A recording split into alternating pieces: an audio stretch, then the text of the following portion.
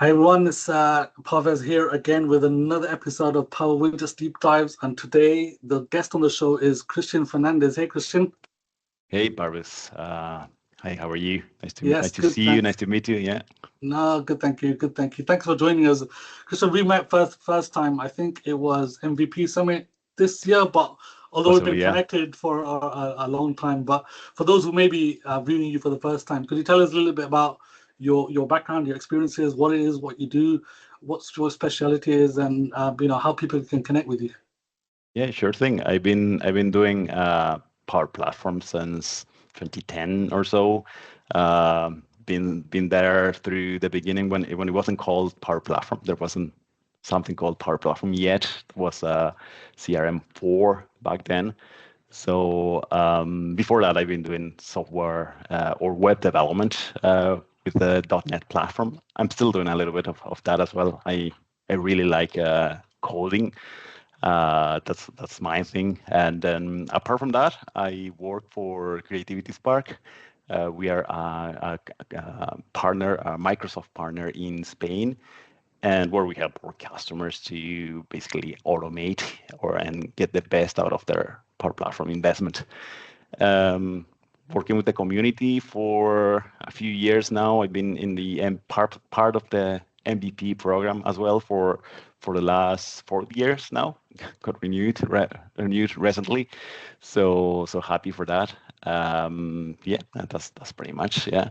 Amazing, thanks, Chris. So, the we're talking about something that you've been working on recently, and really, I think is quite valuable, right? In terms of emphasizing the points that pro devs have been accustomed to for a long time around drive principles. And it's effectively a suite of custom APIs, if I remember correctly. But tell us a little bit about what it is before we jump into a demo. What value it brings, what are the target use cases, and your journey in terms of building and sharing these with the community. Yeah, sure. It's all about custom APIs. So custom APIs are this component available in the Power Platform where you can essentially pack C# code or custom code into libraries, and you can call those custom libraries, that piece of code, from different places in the platform. For example, you can call them from Power Automate. We have an action there in the Dataverse connector where you can call bound or unbound actions, and that's how you basically run that code. Before doing that, you need to register those APIs, indicate what are the inputs, the output parameters, and then they're ready to go. You have to code it in a specific way, but once you place the logic there, it's just ready to go. Usually, they're very similar to plugins. Actually, they follow the same structure. But the difference with this is that you can call them from different places, right? Plugins are pieces of code that you registered, and they respond to events happening in the records, in the tables. But in this case, they are pieces of code that you can run from Power Automate. That's one of them. Canvas apps as well. Classic workflows, classic actions. What is this? Power Effects functions as well. They are available there. Yeah. And coded apps now as well. You mentioned that, but I forgot about them. But yeah, they are available there. So they are surfacing in multiple places. Yeah. So what I've been working on is this library. It's actually the work for a while already. It's not something that I started recently. So what I wanted to create here is a library that people can just download, install them. It's a managed solution that you can install in your environment, and they are ready to go. You just start using them wherever you want. And yeah, those are pieces of logic that you can call to do different things, right? And they're very, very powerful depending on how you build them. It could be simple or powerful depending on how you build them. But yeah, that's what they are. Yeah. Nice. So I think in things personally for me that I find of value or benefit here is the fact that these execute on the server side, right, at runtime, and they're exposed on effectively the web API. So how does it work in terms of authentication?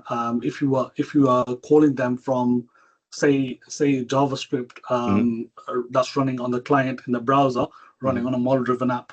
How does that work? Does it use the authentication context of the running user by default? Yeah, exactly. You can, yeah, they always by default run on the context of the current user. So if you are running them from a Power Automate flow, right, they will inherit the connection, the credentials from the owner or the connection, sorry, the user behind the connection running that Dataverse connector. That will be the case, right? If you're running them from a Canvas app, for example, they will be in the context of the user running that app. JavaScript will be similar as well. Now, if you are an admin, right, you can do things like, and you have the permissions to do that, you will be able to impersonate other users as well. That's just a capability there of the platform, but you have to have the impersonation privilege to do that. But yeah, it will be security. It will be always protected by the credentials, permissions, security roles of the user running them. That's the idea. Nice, that's very cool. Yeah, thanks for that. Thanks for that overview. I think there's value in just discussing that for the audience, right? Yeah, why don't you just jump into a demo? Show us, the examples of the APIs that you've got available, how people can use them, and maybe even inspire people to build their own, etc. And what the kind of value proposition is here. Yeah, 100%. Let me share my screen, and I will try to do that as I can. So it all starts in this repo, right? Is Creativity Spark. That's the company name /spark-code. And this is the repo containing all the code. First thing that you need to know in order to install it is that you can go to the releases section. Here on the right-hand side, you will have available the managed solution that you can download and install in your environment. As simple as that. Once you do that, you will have a number of custom APIs available to you. I will just go through them a little bit so we know what they are, the capabilities they have, and then I can show you a few examples. We have them grouped into categories. A few of them for Dataverse, for example. There's one here that will allow us to run or trigger the refresh of rollup fields. This was inspired by another library that we have there. Is what's it called? Dynamics Tools, I believe. There's another one very well known, created by Damian Raskovan. So I used that many times. So we imported it in here in the custom APIs, right? A few other things like we have a view, for example, in our Dataverse environment, a view from a table, and we want to download or get all of the same records that view would return. Another thing is publishing web resources. So what if we are manipulating web resources, for example?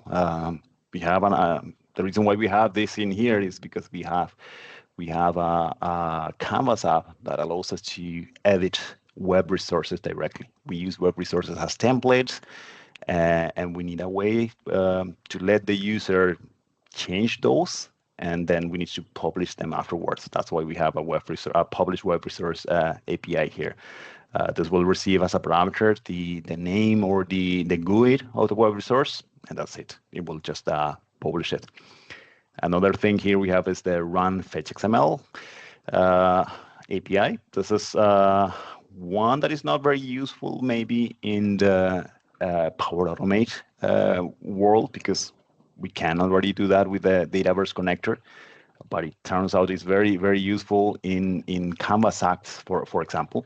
If we have a Canvas app, without this custom API, we have no way to run a fetch XML query directly from there. The way we used to have to do that is to create a flow, pass the fetch XML, run it, and return the results. With this, I'll show you how we can call these APIs from a Canvas app. All we need to do is just run it, execute it from there, right? We have another one very, very powerful as well, is the run SQL. So similar to fetch XML, but with SQL. This will take a SQL query as an input, run it there against the Dataverse endpoint and then return the results. It's very powerful to do things that otherwise are not possible to do through fetch XML queries, for example, like joining the data from different tables. There's no way you can do that with a fetch query, but you can do it with a SQL query, and you can do that, parse the results, and then show them, present them in a Canvas app, for example. You can use this in Power Automate as well. It's very powerful there. You can run it in classic workflows as well. Classic workflows are a tool that I keep constantly using because obviously you have to use it carefully, but they're very powerful to do things that there are no other way to do in the platform when it comes to Dataverse. So they are there. Other category here for data, for example, I found out that when I'm working with data in Power Automate flows, I sometimes, especially with SharePoint or different data sources that are not very easy to manipulate. I get the results from one table, I get the results from another table, maybe a different system, and sometimes I need to join them. So we created this API, right, that receives or expects two different JSON tables.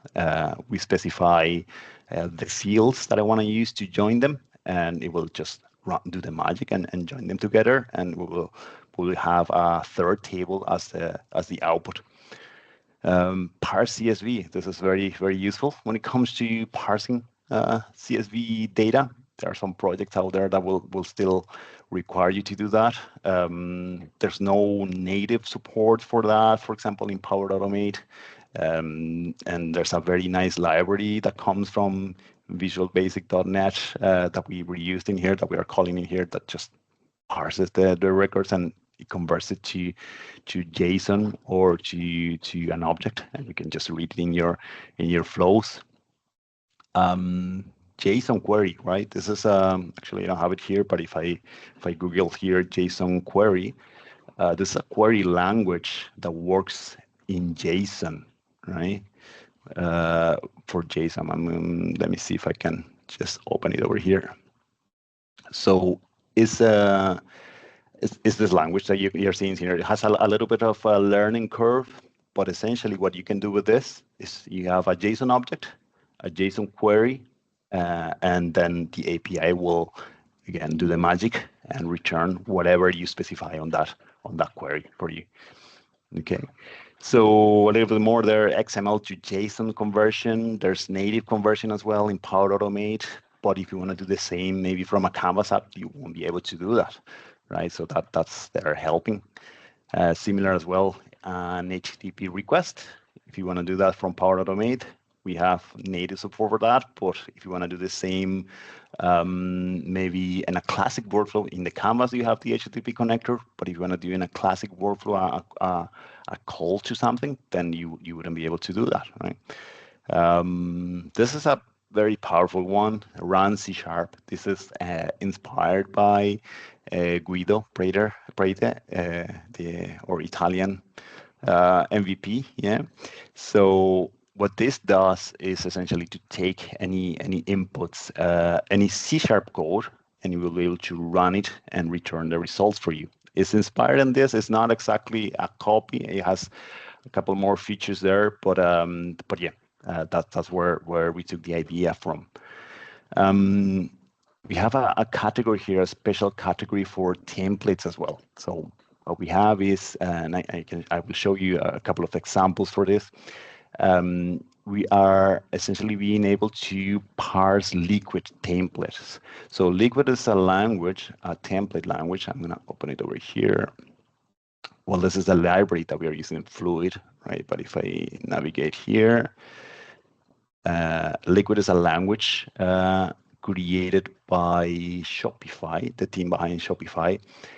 It's a language that we use a lot in Power Pages.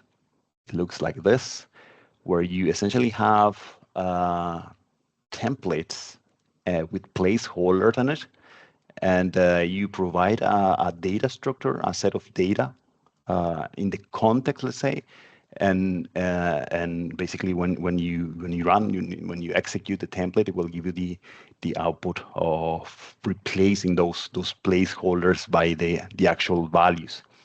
So I'll kind of requires a little bit of learning in here as well for Liquid, but it is very powerful. We use it a lot, especially when it comes to generate notification emails or documents of any types. We can just have a template configurable, usually configurable by the user with the placeholders. We pass that template with the context, the set of values, to the custom API, and it will render it for us.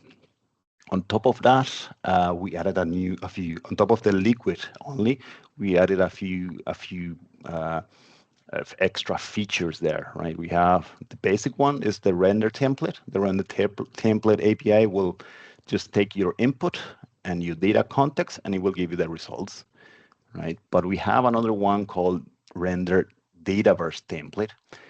And render Dataverse template is different from render template in the sense that it will expect a Dataverse record ID or the GUID and the table name, and all you need to do is essentially to use the values that record would have. So, for example, if we are working in the context of an account, I will be able to say just account name or any other field available in the account record, and the API will replace whatever field values we have for that record, and they will be made available to the template. We have others as well. This concept of the front matter. The front matter is essentially you can have any piece of text, is usually used with templates, but in the header you can have a special section called a front matter that looks something like this. I'll open here Visual Studio, and if I zoom in here a little bit, you can have a section here separated by these three lines, three dashes, and in the middle you can have a set of fields there, and that's the front matter. Yeah. So what we have here is a get front matter API, where you will give it any text that has a front matter, and it will give you the list of values in there and the body. Yeah. This is very useful for templates as well, and it's very useful for the next one, the last on the list here, where essentially you can store your templates with the front matter as web resources in your Dataverse environment. And all you need to do is say, call the custom API and say, render this template for me, and it's going to be this template, this web resource name in the context of this record, and the API will take care of everything. I'll show you an example of this as well. Again, very, very useful, very powerful for the context of documents generation or HTML documents generation that you can then, for example, convert to PDF with using Power Automate functions, or maybe notifications as well. It's very common that you have to send emails to, regarding any events that you may have in your Dataverse environment or any other systems, really. And and usually all of your emails, body and context, and even the recipients are hard coded in your Power Automate flow. But with this, you can store them separated from the flow, easier to reuse, easier to centralize, to maintain as well. So all of that is there. We have functions there for text manipulation as well, converting to base 64, encoding, decoding, parsing numeric values or any text into other types like dates, numbers. Usually these are very more useful in the context of classic workflows where there's no conversion mechanism. So with this, we can do all of that, parsing URLs, regular expressions. If you have Power Automate, right, there's no native support for regular expressions. There are other ways to do this, but now we have another one with this custom API. Okay, so this is more or less a list. Plenty here to test, to review. And the idea here is to make this open so anyone can contribute to it, right? So we are accepting contributions. And and suggestions as well. Like maybe someone would have a need. I would love to receive any requests in this space. You know yourself, it's easier nowadays to code with the help of AI. So I wouldn't mind just saying, okay, if someone has an idea there of something that can be really useful, we can include it here for sure. Nice. So is the source code for these APIs in the same repository here as well? Yeah, it's everything here. We have here a little bit of instructions as well on what's the architecture, how to basically building it and deploying it.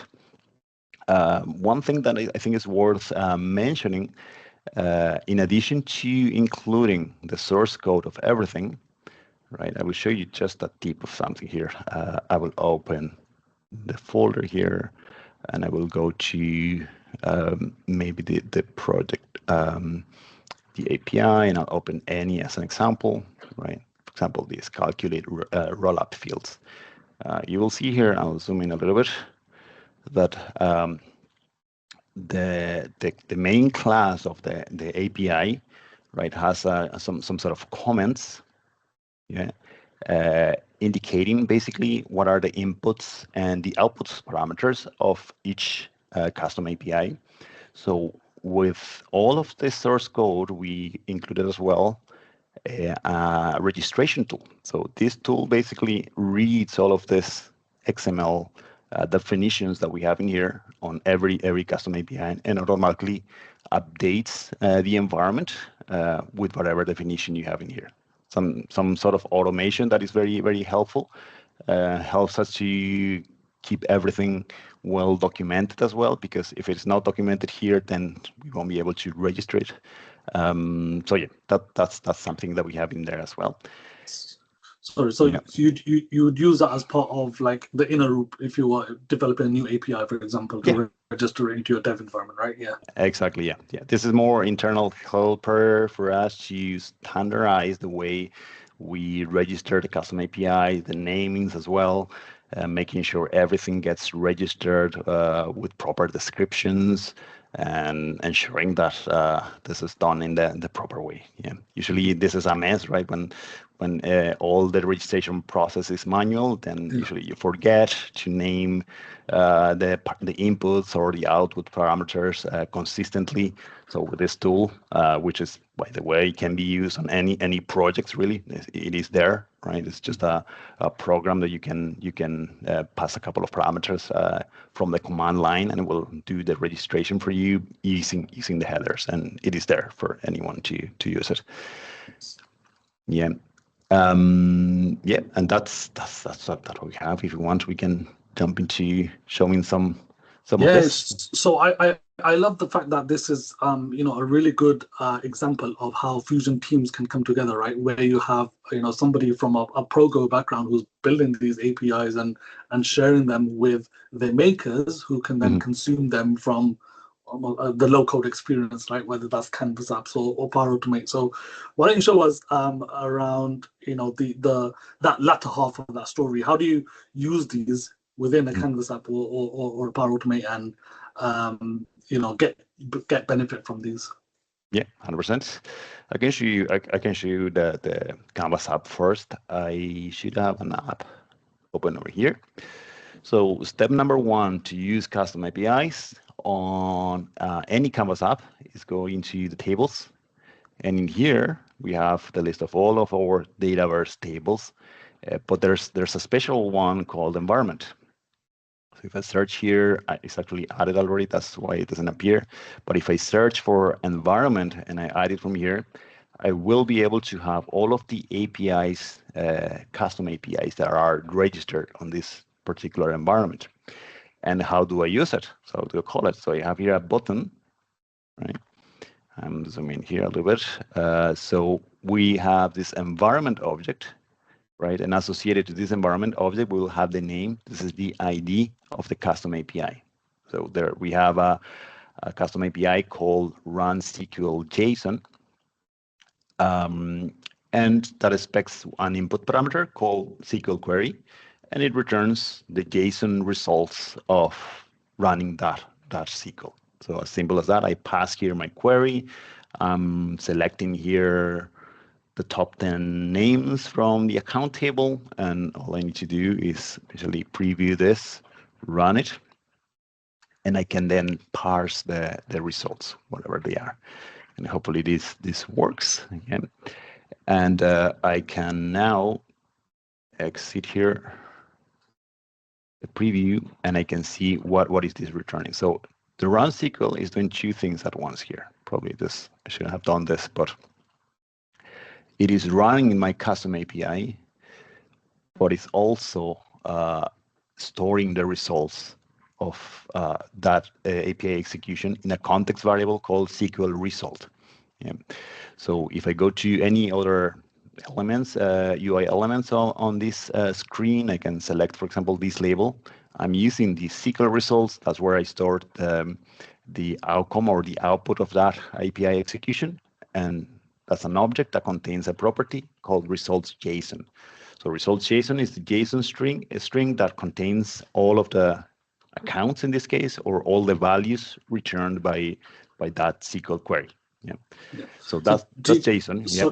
Yeah. Sorry, do you get the full IntelliSense experience then when you are consuming a custom API from a Canvas app?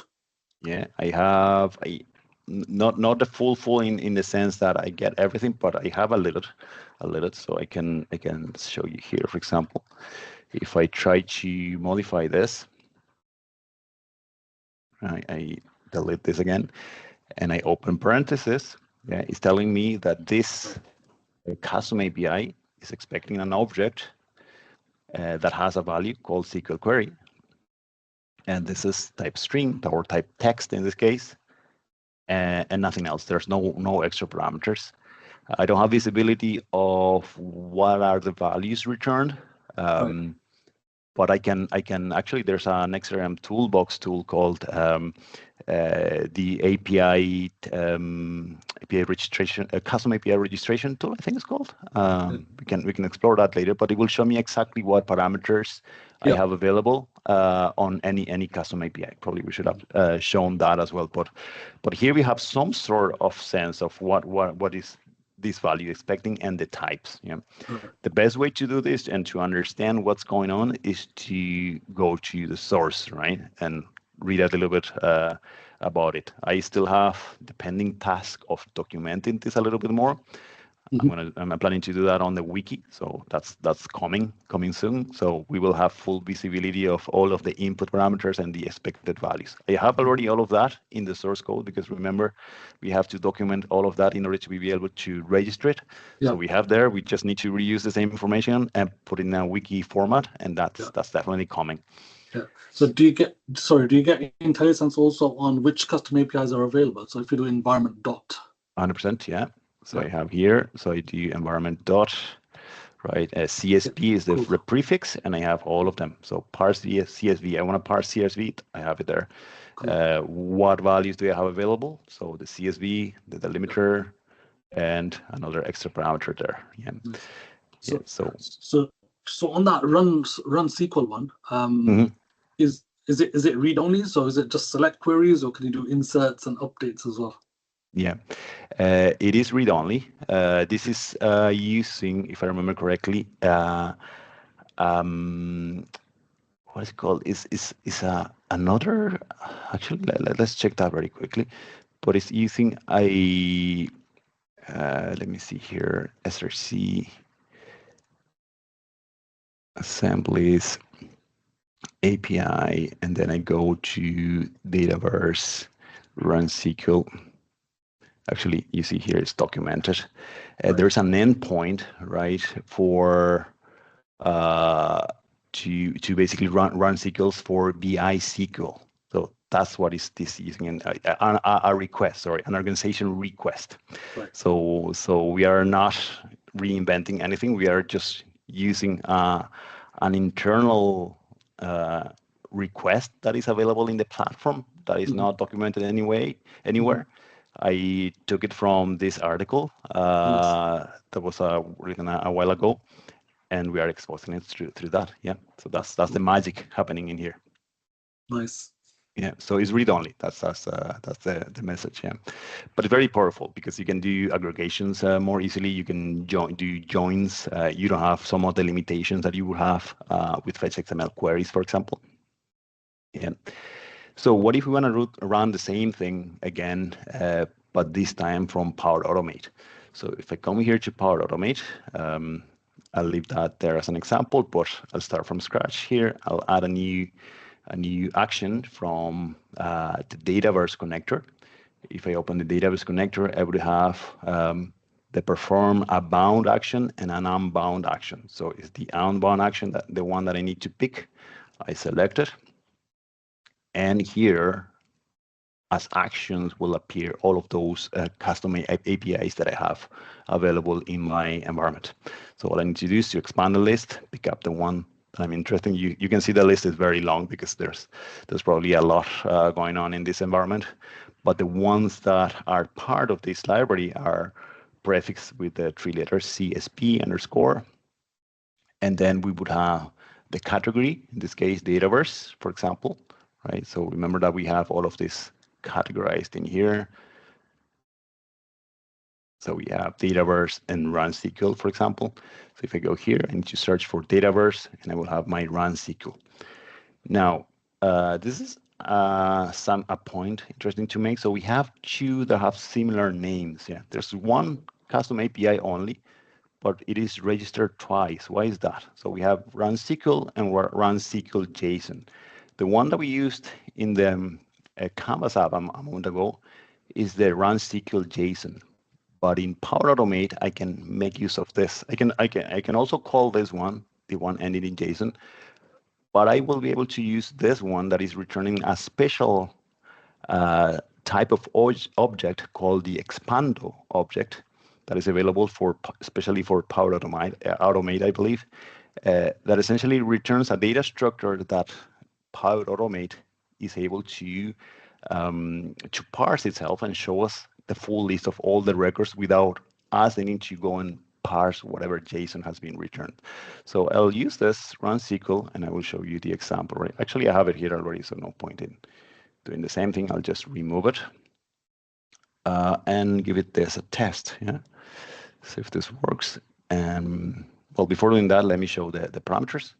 So we only have one parameter, which is the SQL query. Here is where I can essentially type in whatever query. It can be as long as I want it, and it will return the results. Simple as that. So I can just click on test, use a recent trigger, and we'll see what it returns.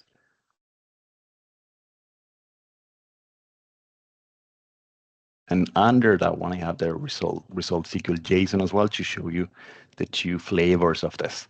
So if I run the Run SQL and I go and check the outputs, it will show the outputs in this fashion, right? This parameter. There's an error there. Ignore that. That's another action that we'll fix in a moment. But you can see here how it is returned table, and it automatically parses all the results for me.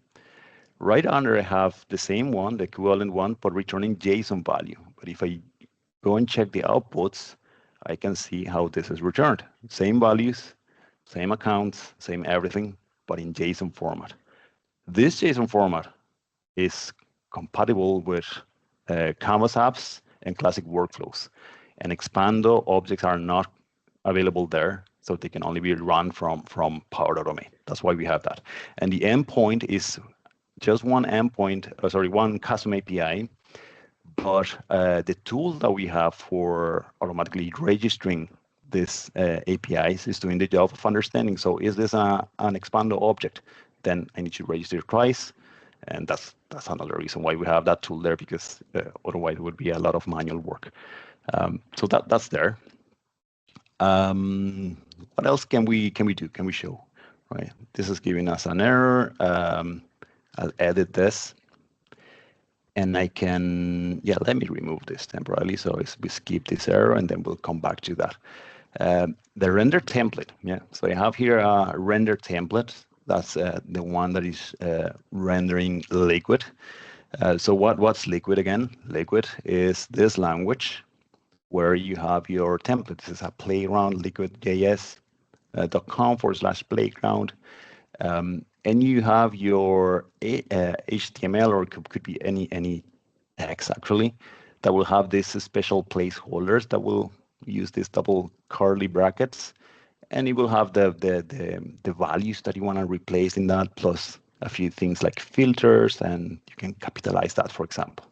So that's your template, and then you have your context down here, and this is the data that you want to mix with your template in there, right? And then if you mix the two together using the engine underneath, you will get this output.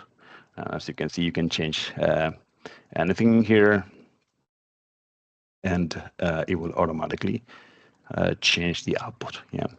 So that's the same mechanism that we are using for liquids. We are using a library which is called fluid.net, I believe it is. And yeah, so basically that API will allow us to do this. So if I copy these two values, which I already did, and I run again or flow, yeah, you see here, capitalize, liquid, and here I can say part of this, right? And I run this one more time. So whilst this is running, Chris, this is a dependency on an external assembly, is that right? Mm-hmm. Yeah, correct. So it's packaged up into the same NuGet package, I assume. Exactly. Yeah. So this entire library is packaged as a NuGet package. It's not just one single assembly. We are using the package functionality. That's something relatively new that we have in the platform as well. So we are using it to be able to package not only the library but all of its dependencies as well. So they are all there. So if I go and check the results now and this render template, right, I can see how this was correctly rendered in here. Now, this is very useful for anything that has to do with HTML and text generation, and that includes things like notifications, email notifications, but also document generation. We are using it for that as well. If you want to take this or take it to the next level, then you have the render Dataverse endpoint. So this is, remember we mentioned this. So if I scroll down over here again, in templates, we have the render template. That's the basic one, but we have another one called, the render Dataverse template, in which you can do things like, let me copy this and paste it under here. Yeah, and I will change from render template to render Dataverse template, CSP template, and we have render Dataverse template. And now we have more parameters, right? We have the template, which I can, again, come to our playing ground in here and copy this, for example. This template, go to my flow again, paste it over here. We have the context, right? But in addition to the context, now we have two extra parameters. And in the two extra parameters, I can specify something like a table, record type, account, and a record ID as well. So if I go, I think I have an account over here, a datum, I can copy this ID, this GUID over here. And instead of saying just name, actually there's a field called name, so this will work. But I can use any values from this account. I can say, for example, let me use here my level up to use a logical name. I can say the website, right? That's right. I can come over here, and instead of name capitalize, it's going to be just the website URL. And what this API will do is go and read this record. It's going to go and try to find the website URL field and replace it in this template.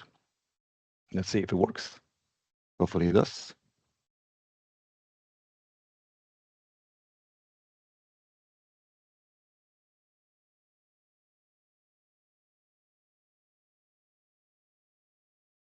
So I love how you used another widget there to help test this, the level up extension as well, which is another common one.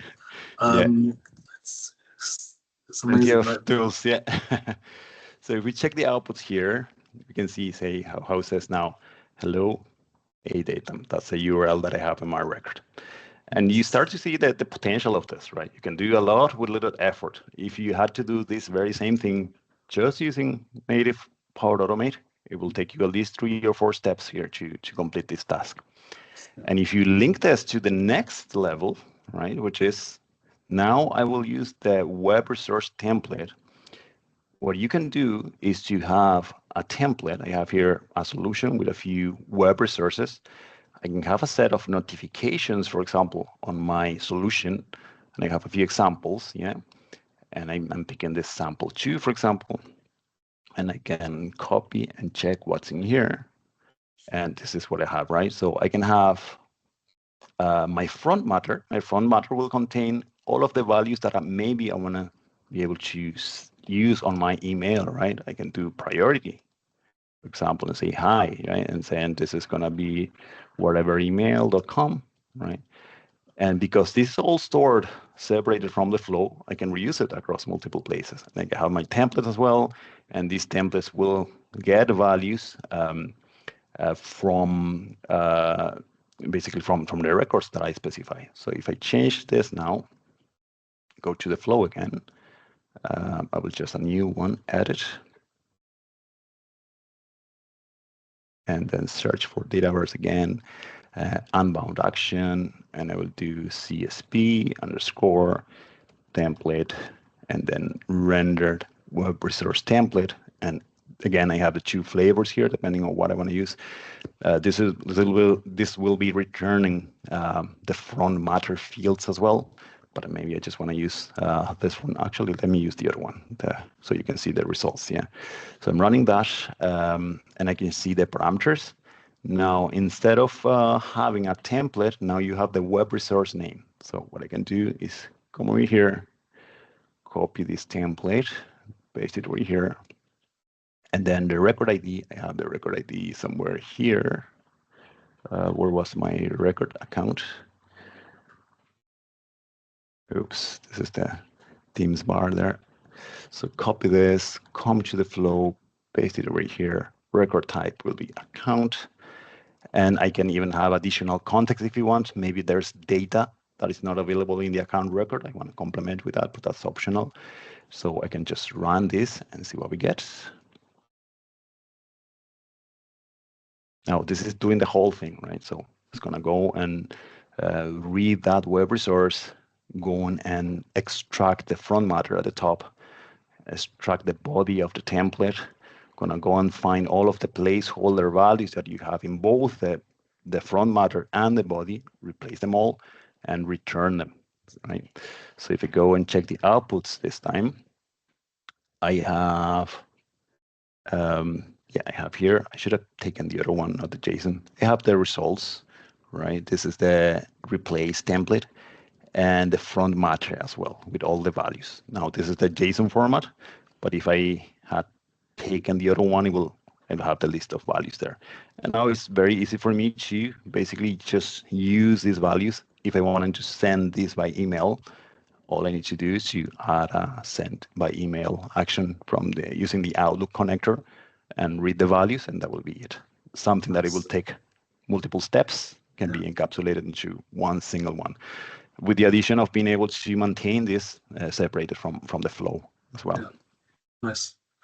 That's very cool. Thanks for sharing this, Cris. I mean, I'm a big fan of custom APIs, and all the good software engineering patterns that they promote in terms of code reusability and dry principles, and executing logic on the server side so it's centralized and consumed from different places.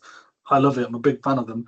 And this demo has been really good in terms of showcasing those capabilities, right? So I really appreciate it. Thanks for sharing your knowledge and your insights on that.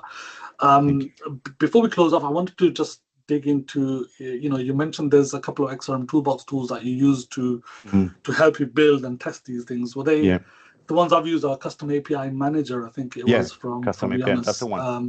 So that's basically designed to help you test these things rather than having to build Canvas apps or Power Automate specifically to test it, right? Yeah, exactly. That's the tool I use, and unfortunately I don't have it open. Yeah. otherwise I would share it. But yeah, that's the one, and we have the tester as well. It's a combination of two. You have the manager and the tester, and you can Yeah. just test it without having to go to the to the actual workflow. But the repo as well has a lot of tests already, unit tests. So Hmm. we are doing two things. We are doing integration tests to run the entire API connected to the environment, but we are also running unit tests only. So the API is separated into two layers, Hmm. the core and the API. That way we can test both isolated. So unit Nice. tests for the core and integration tests for the entire thing to run the same test connected. So we Yeah. have all of that in the repo as well. Excellent. Nice. Cris, this has been amazing. I really appreciate your time on this. How can people what can people expect to see on the roadmap for this suite of tools in the future? Have you got any additional APIs planned, or how can people help and contribute to this project as well? Yeah, my next big thing is to, as I said, document it. This is key, right? If you don't know how to use it, then Mhm. nobody will use it. Yeah. What I wanted to do is to have it out there so I can get any feedback, right, and any ideas. We are accepting contributions, so if anyone has an idea and wanna maybe send up a pull request there, I will be a lot to to integrate it into your code. Yeah. If you need to help in order to know how to get there, please contact me. I'm more than happy to jump in and help. I have a few more APIs in mind. I just don't have time to Yeah. to code them all, Yeah. but yeah, there are more coming soon for sure. I would Sure. like to use this as well as a repo for more code. Actually, that's why the repo is called Spark Code, because I plan to incorporate more other stuff, not only custom APIs. This is Mhm. just the first step, but that's Nice. coming later. Yeah. That's very cool. We'll share the links to your socials, your LinkedIn, and your repos in the description to the video. But yeah, other than that, I really once again want to thank you for your time in sharing your Thank you, insights, Purpose. Cris. It's been amazing, and hopefully the viewers will take benefit and inspiration from this as well. So thanks so much, Cris. Thank you, Purpose, for your time and for sharing this.